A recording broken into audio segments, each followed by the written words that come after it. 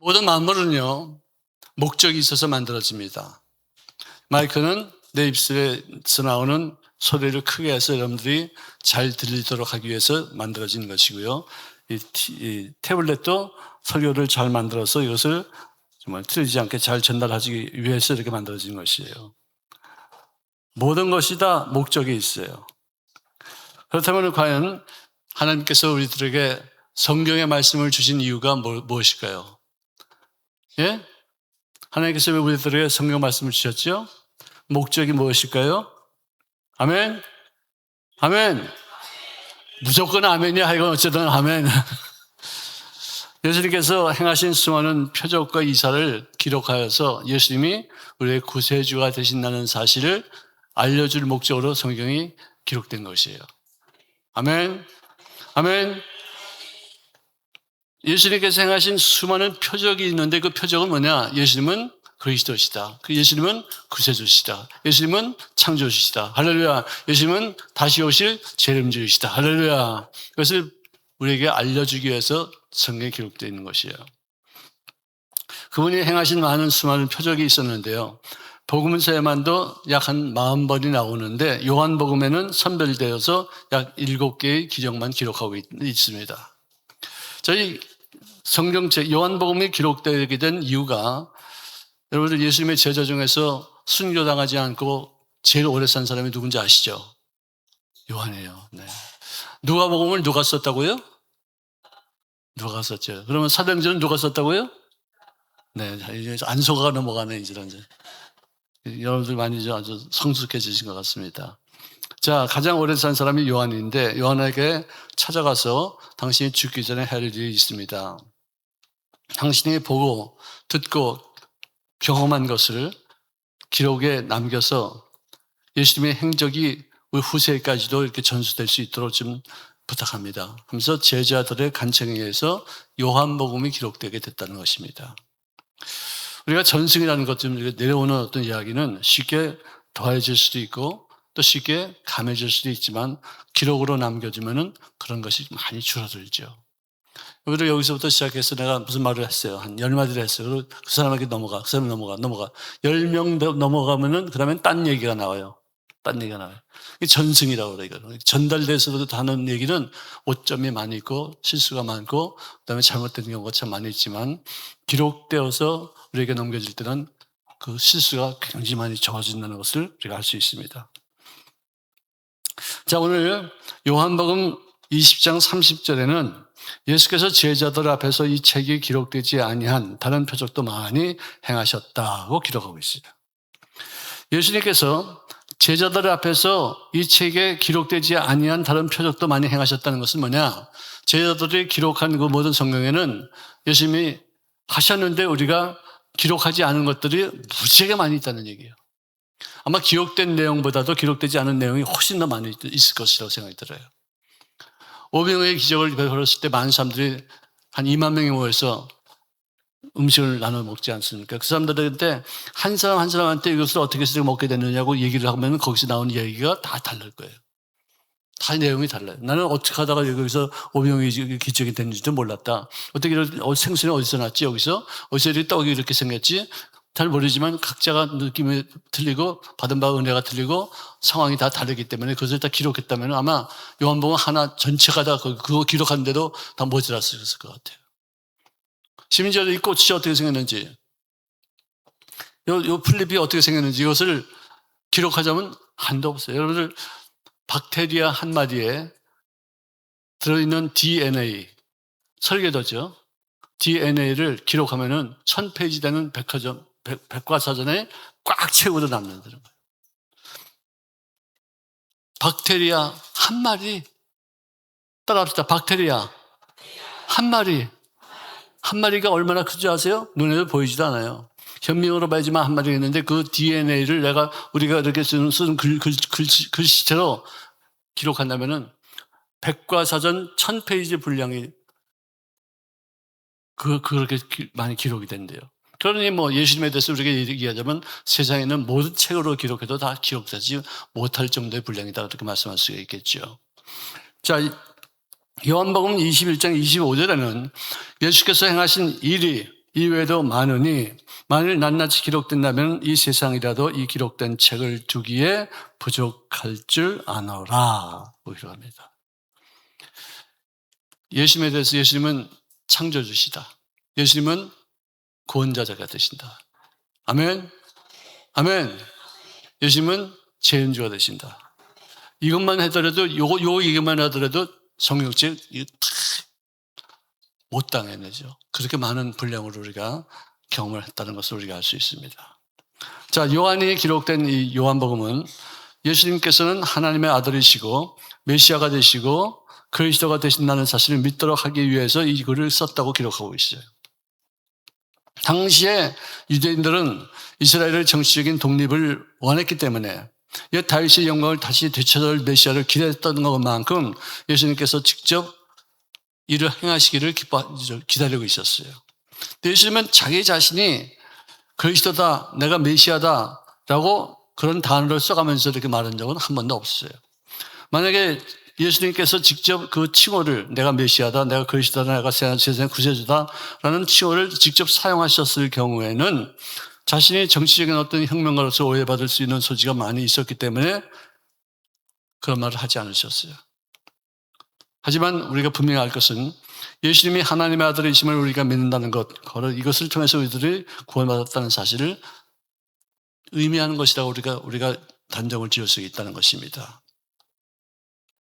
자, 오늘 요한복음 20장 31절에는 오직 이것을 기록하면 너희로 예수께서 하나님의 아들 그리스도이심을 믿게 하려 하며 또 너희로 믿고 그 이름을 힘입어 생명을 얻게 하려 함이니라. 할렐루야. 그래서 우리가 단적으로 얘기를 하자면 예수님은 창조하신 분이시다. 예수님은 생명이 되신 분이시다. 인간은 타락한 존재이고 그 타락했기 때문에 죽음을 당하실 수밖에 없다. 근데 죽음에서 벗어나게 하시는 분은 오직 예수님이신데 그분이 우리들에게 죄를 용서하시고 하나님과의 관계를 서로 확립하게 하셔서 구원을 받게 하신 다음 영생 천국에서 영원토록 죽지 아니하는 삶을 살게 될 것을 말씀해 주신 줄로 믿으시기를 주의 이름으로 축원합니다. 성경 속에서 예수님을 발견하지 못하는 인간들, 그때 당시 구약 성경을 전문가로 여겼던 어떤 서기관들, 종교인들, 발제인들, 또 제사장들, 율법사들, 정말 성경의 어떤 전문가로 말할 수 있는 사람들도 하나의 어떤 사건으로만 여겼지 그 속에 예수님의 구원의 역사가 있다는 사실에 대해서는 그들은 전혀 알 수가 없었다는 것이죠. 사람이 거듭나야지 구원받을 수 있고 천국에 갈 수 있다고 그렇게 말을 했더니 어떻게 우리가 뱃속에 또 다시 엄마한테 들어갈 수가 있겠습니까? 그렇다고 어떻게 또 나올 수 있겠습니까? 이럴 정도로 니고데모가 그랬어요. 니고데모가 안 나오네. 니고데모가 그렇게 학적인 사람이고 교육받은 사람이고 양반이고 출세도 정말 기가 막히게 많이 하고 산헤드린 회원 정도가 되어서 사람들이 추앙받는 사람인데도 불구하고 거듭난다는 삶의 의미를, 그 단어의 의미를 깨닫지 못하고 있었다는 것이죠. 여러분들 거듭나는 게 뭔지 아시죠? 아멘? 여러분들은 니고데모보다는 훨씬 나은 분들이세요. 성령님이 우리에게 가르쳐 주신 줄로 믿습니다.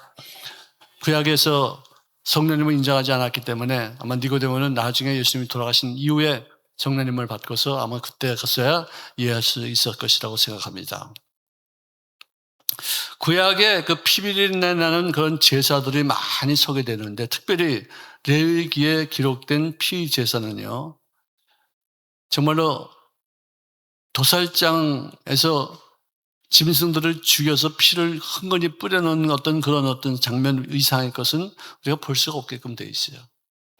거기에 예수님의 십자가가 들어가 있기 때문에 십자가 없이 레위기를 읽다 보면은 도살장 이상의 의미밖에 없다는 사실을 우리가 알게 되는 것이죠. 그래서 모든 성경을 십자가 중심으로 읽어야지만 바른 해석이 나올 수 있다는 것을 우리가 깨닫고서 항상 어떤 성경이든지 십자가를 대요. 어떤 창세기, 출애굽기, 레위기, 민수기, 신명기 쫙 하나도 그 속에 다 십자가가 들어가 있기 때문에 십자가를 통해서 주님이 우리를 구원하신 하나님이셨다는 것을 우리에게 인식할 수 있는 놀라운 은혜가 나타나지기를 바랍니다. 자, 예수님에 대한 어떤 관점은요, 예수님은 육신을 입고 오신 하나님이시다. 요한복음 1장에 보니까 하나님이 인간의 모습으로 이 땅에 오셔서 은혜와 진리가 충만했다고 이렇게 기록하고 있어요. 어떻게 하나님이 인간의 모습으로 이 땅에 오셔서 구세주가 될 수가 있겠느냐. 여러분들, 개미가 기어갈 때 개미 보고 야 여기 맛있는 거 여기 있어 이렇게 아무리 얘기해봤자 못 들어요. 개미는 자기가 이렇게 느껴가지고 또는 자기들끼리 어떤 언어를 갖다 이렇게 교환해가지고 여기 맛있는 것이 있다는 것을 깨닫고서 모이려고 드는 것이지 내가 아무리 야 여기 맛있는 거 있어 아무리 이렇게 해도 개미들은 못 들어요. 그래서 내가 개미한테 여기 맛있는 것을 알려주기 있다는 것을 알려주기 위해서는요 다른 방법이 없어요. 내가 개미가 돼야 돼. 개미가 돼가지고 여기다 더듬여 갖고서 내가 떤떤떤떤떤떤 여기 맛있는 거 있어 이쪽으로 가자 그러면 개미들이 내 얘기를 알아듣고서 가는 거예요. 하나님이 아무리 말씀을 하셔도 이해하지 못해요. 깨닫지 못해요. 그걸 들려줄 수가 없어요. 무슨 말씀하시는지 알 수가 없어요. 그래서 예수님이 직접 인간의 모습으로 오셔서 하나님으로서 하나님의 말씀을 전하니까 그때서야 예수님이 나를 위해서 십자가에서 못 박혀 죽으셨다는 것이 바로 이런 뜻이구나. 할렐루야. 깨닫게 되는 것이에요. 참 정말 그러니까 하나님은 친히 인간의 모습으로 오셔서 십자가에 인간의 모습으로 매달리시고 내가 너를 대신해서 십자가에서 못 박혀 죽어 심판받았으니까 내가 너를 대신해서 십자가에 못 박혔다는 그 공로를 네가 인정하고 믿고 의지하면은 너는 나같이 이렇게 십자가에 못 박혀서 벌받지 않고서 하나님 앞에 구원받아 영생 얻게 될 줄로 믿습니다. 할렐루야. 그것이 하나님이 우리 예수님의 십자가 예수님이 이 땅에 인간의 모습으로 오시는 그 이유가 될 수 있다는 것을 말씀해 주고 있습니다. 자, 사울은 단 한 번도 예수님을 만난 적이 없었어요. 그런데 다메섹 도상에서 예수님과의 만남이 이루어지기까지는 그가 예수님을 믿는 사람들을 죽이려고 감옥에 가두려고 또 매를 쳐가지고 그냥 고문을 시키려고 그렇게 하기 위해서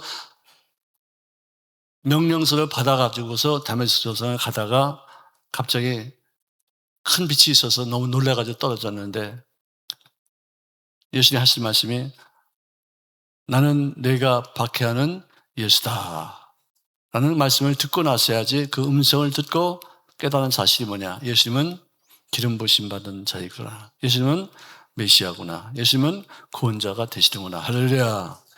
할렐루야. 십자가에서 못 박힌 그 역사적인 한 사건이 개인의 신앙적인 사건으로 바뀌는 그 순간이에요. 저도 예수님이 십자가에서 못 박혔다는 것이 나하고 무슨 상관이 있는지 난 몰랐었어요. 그건 역사적인 사건이고 그건 하나의 기록적인 사건이지 나하고 어떤 개인적인 어떤 그런 사건이 연루가 되는 것인지를 모르고 있었어요. 안 믿어졌어요. 웃기는 소리 하지 말라고 그랬어요. 뭐 하나님이 계시면 너는 왜 꼭 그만 굴고 그러냐. 그래서 비판하고 비난하고 욕했었어요. 또 어느 한순간에 갑자기 내가 어려움을 당하고 내가 역경을 겪으면서 내 인간의 힘으로는 도저히 할 수 없는 여러 가지 막다른 골병에 부딪히고 나서야 그때서야지만 나의 한계는 여기구나. 나의 한계를 뛰어넘는 나를 도울 수 있는 분이 과연 누구가 있을까? 그래서 막연하게나마 하나님 저를 좀 도와주세요. 하나님 저 도와주지 않으시면 저는 더 이상 나갈 수가 없어요. 저는 이제는 끝장이에요. 라는 기도를 하게 되는 거예요. 근데 내가 그게 기도인지도 몰랐었어요. 너무 괴로우니까, 너무 고통스러우니까. 근데 주님이 그 기도를 들으시고서 나를 존귀히 여기신 바 돼요. 만세부터 예정하신 그 뜻을 따라서 그런 일들이 생겼겠지만, 아니, 문제가 해결되더라니까요. 도저히 이해할 수 없는 일들이 생겨서 그때부터는, 야, 하나님은 정말 살아계시구나. 하나님은 정말 나를 사랑하시는구나. 하나님은 정말 나의 구세주가 되시구나. 할렐루야. 믿어졌어요. 여러분들, 하나님의 약속을 믿습니까? 믿습니까? 네, 그거는 맞는 말도 될 수 있고요. 아멘 하면은 틀린 말도 될 수 있어요. 내가 믿는 게 아니고요. 내가 믿어지는 거예요. 아멘. 아니, 조금만까지만 해도 안 믿어졌었어요. 조금만까지만 해도 조롱했었어요. 조금만까지만 해도 이게 무슨 일이야? 이걸 뭐 믿으라고? 이게 믿을 만한 일이야? 라고 하다가 갑자기 어느 순간 믿어지는 거예요. 믿음은 내가 믿는 게 아니라 하나님이 나에게 믿음이라는 은사를 주셔서 믿어지게 하는 줄로 믿습니다. 아무리 어렵고 아무리 힘들어도 고민하고 괴로워하고 정말 이제는 끝장이다 싶어서 낙심하고 있는데 갑자기 믿음이 샘솟듯이 팍 솟아 올라와요. 이거 문제가 이게 해결되겠네. 이렇게 내 마음에 이렇게 평강이 있지. 내 마음에 어떻게 이렇게 기쁨이 있어. 어떻게 지각이 뛰어나신 하나님의 평강이 나의 마음과 나의 생각을 지키신다고 하셨는데 어떻게 이렇게 나는 지금 평화로울 수 있는 어떤 상황이 아니야. 문제가 좀 커. 이제 나는 이제 절박한 상태인데 왜 내 마음이 이렇게 평안함이 있지?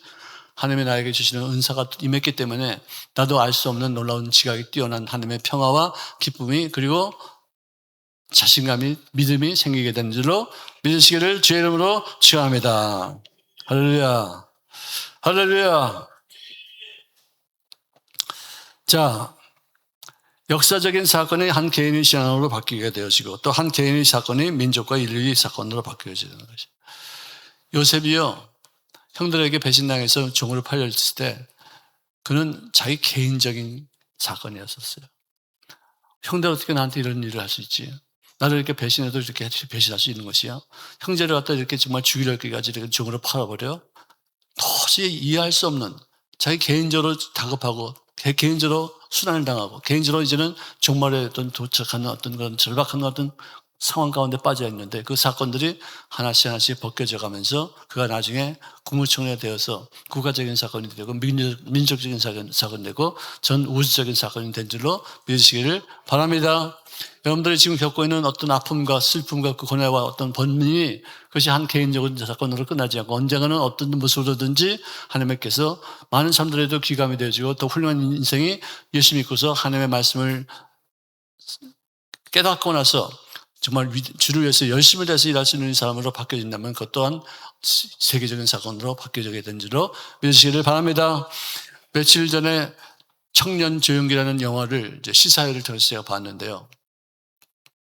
폐병 걸린 한 소년이 자기 개인적인 생활이요. 나는 이제 죽었구나. 나는 이제 이렇게 험하게 내 인생 끝장난다. 근데 그 어린 소년, 한 15, 16, 17, 그 사이에 있는 소년이 무슨 글을 그렇게 심하게 썼어요. 정말로 그 어린아이들가 썼다고 말할 수 없을 정도의 심한 어떤 글을 쓰는 것을 보는데요. 한 개인적인 사건이었어요. 근데 어떤 자기 누나의 친구가 와서 복음을 전파해 줄 때 그것이 이제는 개인적인 사건이 아니라 세계적인 사건, 역사적인 사건, 우주적인 사건으로 바뀌어서 그분의 사역을 통해서 지금도 수많은 사람들이 구원받고 있고 지금까지도 테이프를 통해서 유튜브를 통해서 구원받는 사람들이 지금도 수도 없이 많이 생기는 것이에요. 그 사람들이 어떤 사람인지 몰라요.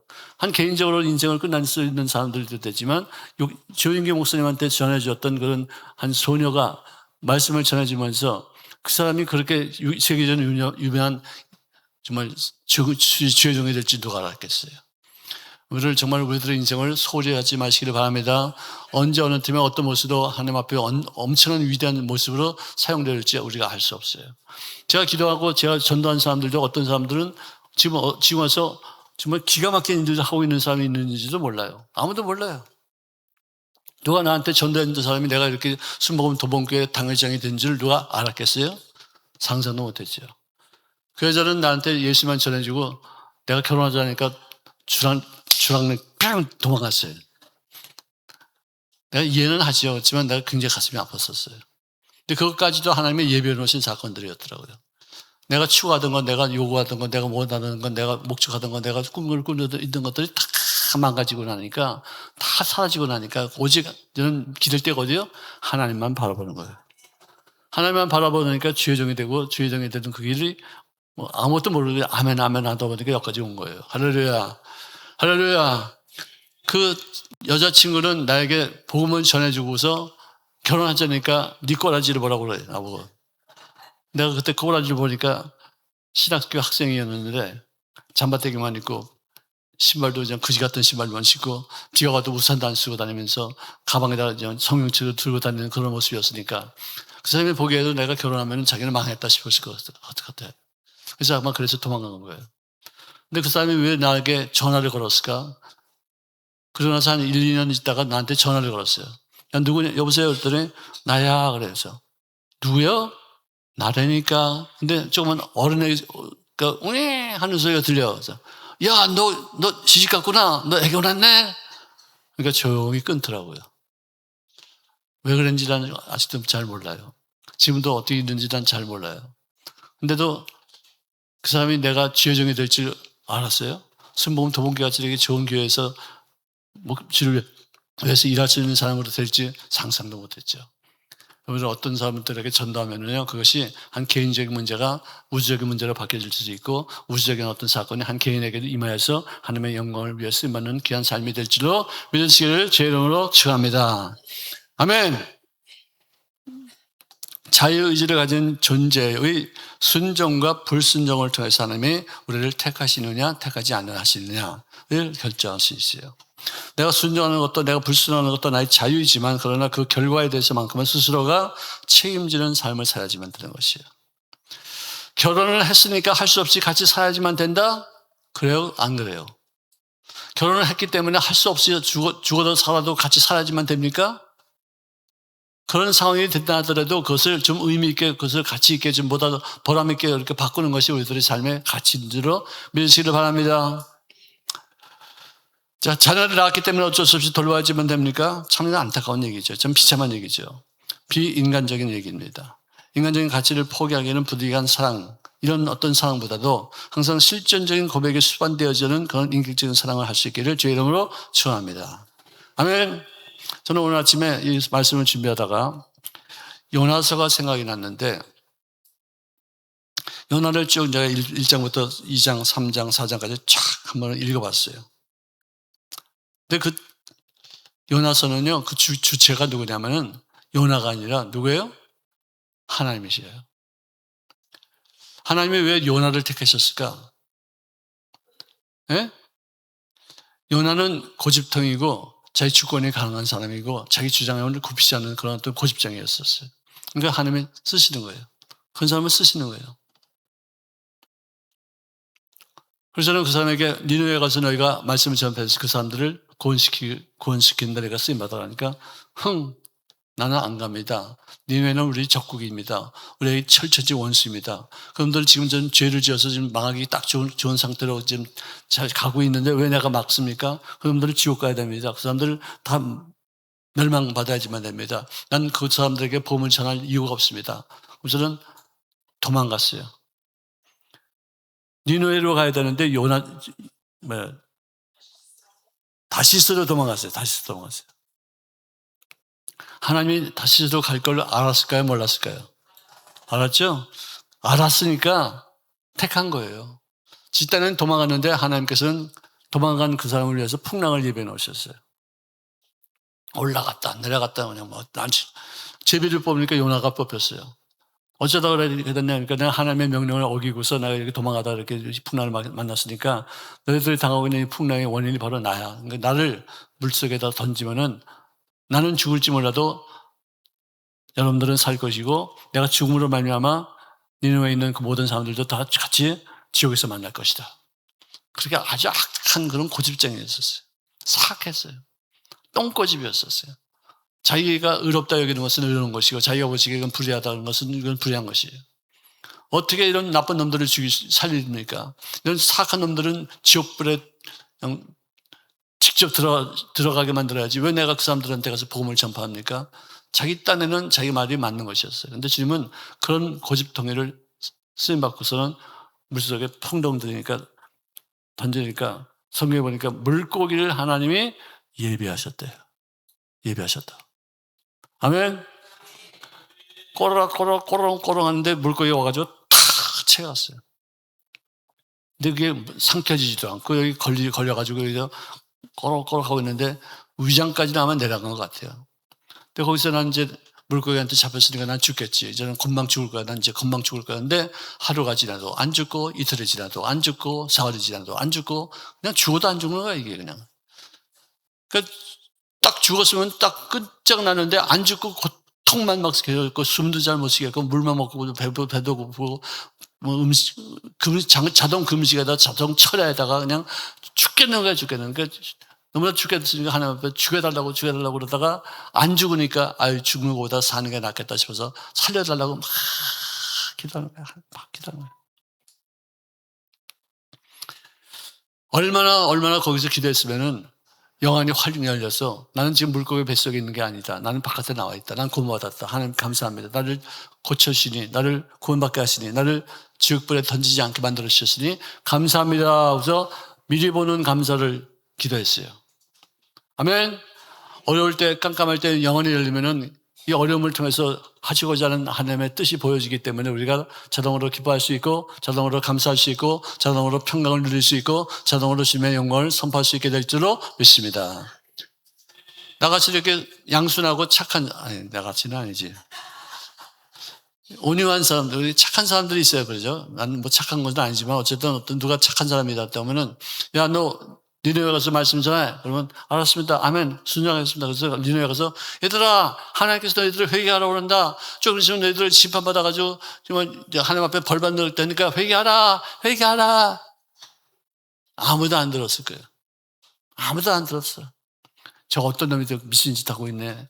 또 이상한 소리 하고 다니고 있네. 미친놈 취급받았어요. 근데 요나는 물고기 뱃속에서 팍싹 깨져가지고 혼이 깨지고 영이 깨지고 탁 깨지고 그래서 하나님 앞에 말씀을 듣는데 그 고난과 역경을 통해서 육의 생각이 다 떠나가고 혼의 어떤 이성이 다 마비가 되어지고 오직 영의 소리만 듣고서 하나님이 하시고자 하는 뜻을 이루기야지만 되겠다 싶어서 물고기가 그를 탁 토해냈을 때 뛰어나서 하룻길을 가면서 외쳤는데 왕으로부터 시작해서 모든 사람들이 다 옷을 찢으며 죄를 휘날리면서 회개하게 됐다. 왜? 그 속에 영적인 음성이 들렸기 때문에. 하나님이 그의 영을 사로잡고서 그 입술에서 나오는 모든 말씀이 하나님의 말씀으로 들려지기 때문에 그들이 회개할 수 있었어요. 그리고 저도 설교를 할 때요. 기도 많이 하고 설교를 하면은 사람들이 내 말을 듣는 것 같아요. 기도 안 하고서 설교를 하면은요, 내 말을 듣지 않고서 귀에서 퉁퉁 튕겨나가. 왜? 기름 부심이 있고 주의 성령님의 함께 하심이 있고 주님께서 뜻하신 바가 있어서 그 통로를 통해서 아주 강력하게 아주 순수하게 어떤 것이 섞이지 아니하고 주님의 음성만 팍팍 나가기 때문에 사람들에게 큰 영향력을 미치는 것이에요. 요나가 그렇게 혼나가지고 잡스러운 생각, 육신적인 생각, 세상적인 생각, 불순종하는 생각 다 없애고 오직 하나님께서 나를 살려주셨으니까 정신없이 그냥 뛰어다니면서 말씀을 전했는데 그것이 주의 음성으로 전파되어 있어서 니느웨 사람들이 전부 다 구원을 받게 되어졌어요. 구원받는 걸 보니까 기가 막히고 내가 무슨 말을 했길래 이 사람들이 구원받지? 내가 어떤 말을 했길래 이 사람들이 전부 다 이렇게 회개하고 좀 왕으로부터 시작해서 전부 다 이렇게 하나님을 만나게 되어지고 구원받았지? 이상하다. 그래서 저는 산꼭대에 올라가지고 하나님 내가 어쩌다가 이렇게 사람들을 구원받게 했습니까? 어쩌다 내가 저기 사역에 동참해서 하나님 뜻을 이루게 되고 이렇게 나쁜 놈들을 이렇게 구원받게 해서 지옥도 안 가게 만들었습니까? 그래서 투덜투덜하고 있었는데 그때 하나님께서 햇빛을 쨍쨍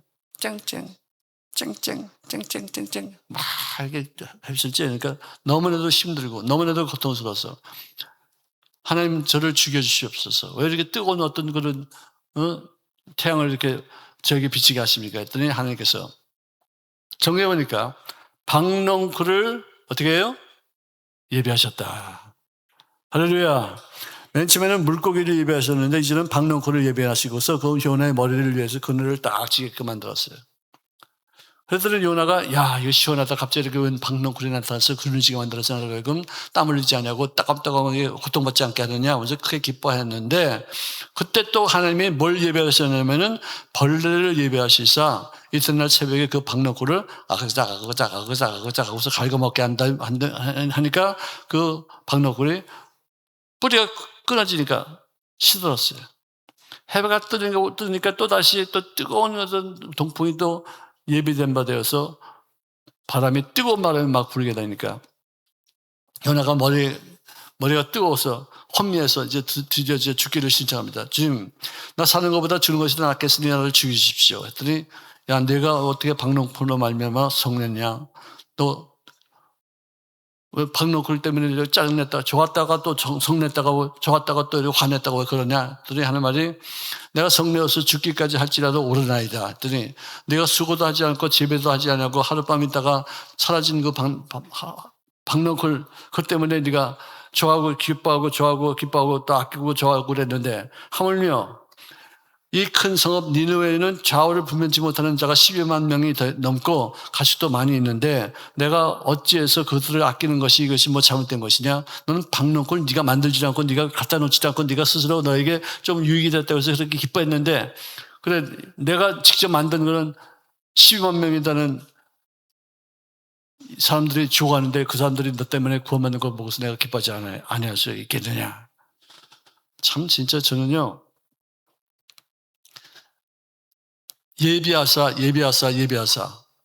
예비하사라는 말이 요나서에 4번 나오거든요. 그걸 보고서 요나 인생을 통해서만 예비된 것이 아니라 내 인생을 통해서도 모든 것이 다 예비된 줄로 믿습니다. 그렇게 깨달았어요. 요나는 정의감이 있었어요. 그렇지만 하나님의 의를 따라서 하는 정의감이 아니라 자기가 의로운 사람이 되어 있어서 내가 하는 말이 맞다. 하는 말이 틀리다. 왜 내가 원수를 내가 미워하는 것을 당하는 거 아니냐. 원수를 귀하게 여기는 하나님 건 잘못된 것이다. 그렇죠? 하나님은 네 정의감은 편합된 것이야. 삐뚤어진 것이야. 올바르지 못해. 내가 만드는 내 피조물을 내가 귀히 여기는 것이 그것이 뭐 잘못된 것이 어디 있겠느냐. 네가 보기에는 박농쿨이 더 귀한 것 같이 보여도 내가 보기에는 박농쿨보다도 12만 명이 닿는 사람들이 지옥 가는 그 꼴을 내가 못 보겠다 이거야. 그래서 하나님의 정의감을 따라가시기를 바랍니다. 자기 의가 있으면은요 하나님을 없이 여겨요. 자기 의는 십자가에 못 박는 거예요. 하나님의 의를 세울 수 있기에 부족함이 없도록 쓰임 받으시기를 바랍니다. 분명한 것은요, 내가 나쁘다고 여기는 것을 저 사람은 나쁜 사람이에요. 저 사람은 나한테 아주 나쁘게 생각했어요. 분명히 내가 이 사람 보기에 이 사람은 나쁘다고 해서 미워하고 있는 그 사람을 하나님은 어떻게 해요? 사랑하셔요. 사랑하신다니까요. 아멘. 어떤 분이 저한테 손수건을 몇 개 갖다 주셨어요. 잘 쓰세요. 그래서 내가 고맙습니다. 그래서 받았어요. 근데 그분을 볼 때마다 나한테 손수건 주신 분이지. 이러세요. 기도해 주는 거예요.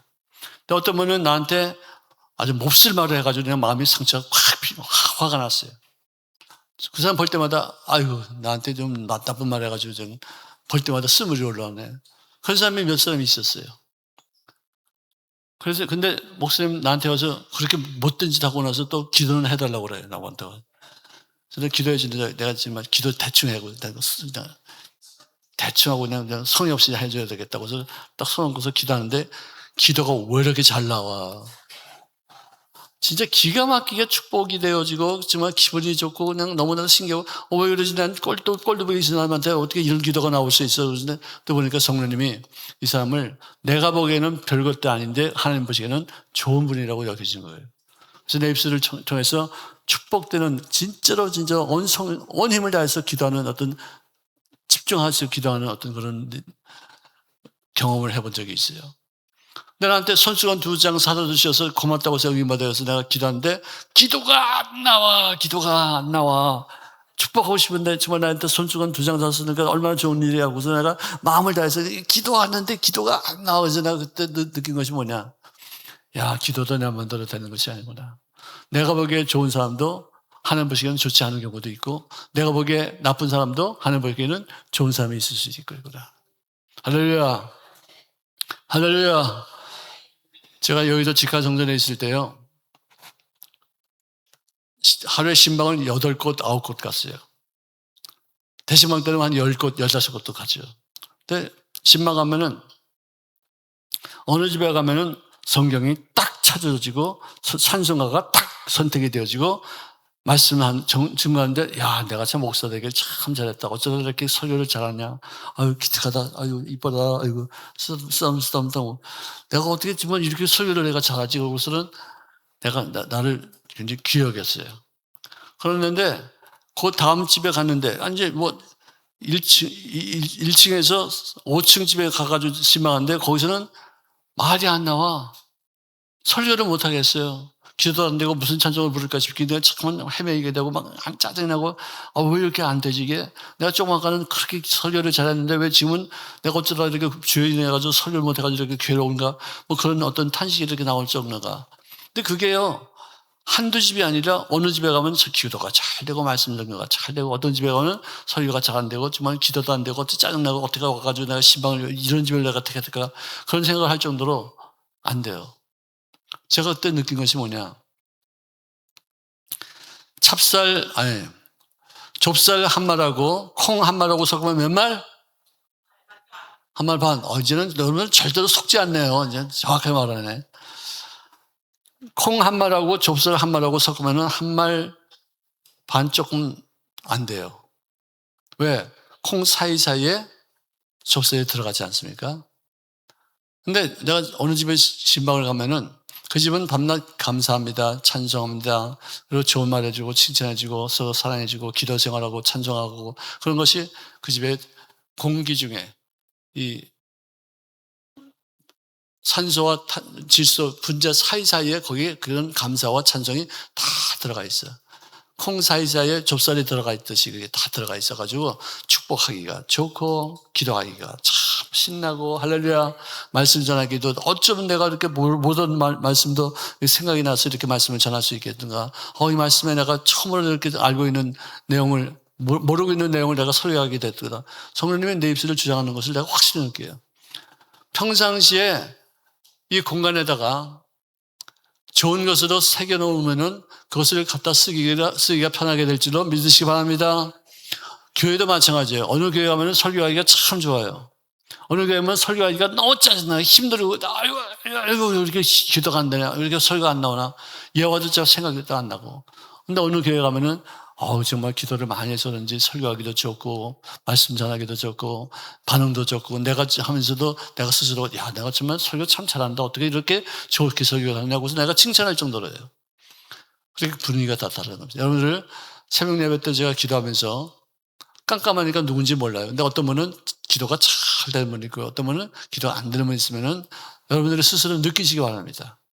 오늘 김용주 목사가 기도 안 하고 와서 나를 갖다 이렇게 기도 못하는 기도라는 거가 아니고 평상시에 똑같이 기도하는데 내 상황이 잘못되어서 내 머리 위에는 뭐라 그러나 그 콩 사이사이에 들어간 좁쌀이 이렇게 많이 없기 때문에 그 좁쌀을 끄집어내가지고 그걸 갖다 이렇게 설교하기가 참 어렵겠구나. 그런 생각을 하시고서 좀 더 기도에 전념하시고 좀 더 우리 입술의 고백이 하나님을 중심적으로 고백하는 어떤 인생을 사시기를 주의 이름으로 축원합니다. 아멘. 아멘. 하여간 우리들은요, 하나님의 법에 의해서, 하나님의 의에 의해서 우리가 사람들을 평가해야지 내 자신이 중심이 되어서 사람들을 평가하면 실수할 때가 참 많습니다. 우리가 독재자라고 여겼던 지도자 중에서도 이승만 대통령과 이 박정희 대통령 굉장히 욕했어요, 우리가. 독재자라고. 근데 지금도 그분들이 사용했던 별장에 가보면요, 그야말로 검수하기 짝이 없어요. 또 그분들이 썼던 어떤 그 침실을 바꿔보면요. 지금도 아마 그런 정도의 낡은 침실은 쓰지 않을 정도로 너무나도 평범하고 너무나도 아주 정말 뭐랄까 비싸지 않은 그런 어떤 침대를 쓰고 있었어요. 그때 당시에는 모두가 다 욕하니까 오히려 알죠. 독재자 하면서 이렇게 욕을 했는데 지나놓고 보니까 그들이야말로 진짜로 훌륭한 분들이었다는 사실을 우리가 알 수 있어요. 김일성, 김정일, 김정은보다는 100번, 1000번 난 그런 훌륭한 사람들이었었어요. 할렐루야. 그러므로 우리가 함부로 판단하지 말아야 돼요. 내가 의가 되어서, 내가 판단의 기준치가 되어서 남을 판단하다 보면은 나중에 후회할 때가 있어요. 하나님이 보시기에 좋다고 하는 사람들을 우리가 좋게 여기고 하나님 보시기에 합당치 못하다고 여기는 사람들을 우리가 합당치 않게 여기는 그런 흉내도 내지 말아야 돼요. 하나님 또 어떻게 사용하시고 어떻게 활용하실지 모르기 때문에 우리는 그저 하나님과 나 사이의 어떤 관계가 어떤 것이냐 여기에 초점 맞추시고 남을 판단하기에 앞서서 내 자신을 하나님과 더불어 하나님의 뜻에 맞춰서 생활할 수 있는 삶이 될 수 있기를 주의 이름으로 축원합니다.